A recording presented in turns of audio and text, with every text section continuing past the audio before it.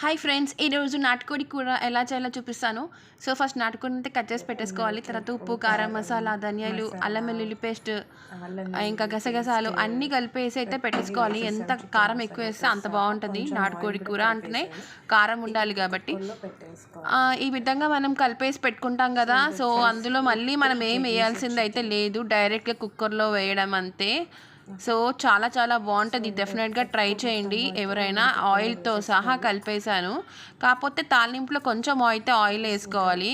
So చూడండి, మనం cooker అయితే ఓపెన్ చేసేసి కుక్కర్లో ఆయిల్ వేసేసి కొన్ని మసాలా దినుసులు వేసేసుకోవాలన్నమాట.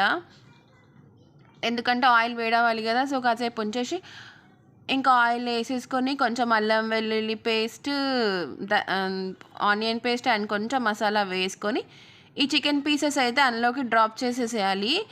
కుక్ అయినాకైతే మీకు చూపిస్తాను. చాలా చాలా టేస్టీగా ఉంటుంది, డెఫినెట్గా ట్రై చేయండి. చూడండి ఎంత బ్యూటిఫుల్ కర్రీ అయితే మనకి రెడీ అయిందో. చాలా ఈజీ ప్రాసెస్ అనమాట, బ్యాచిలర్స్ కూడా చాలా ఈజీగా చేసుకోవచ్చు ఈ నాటుకోడిని.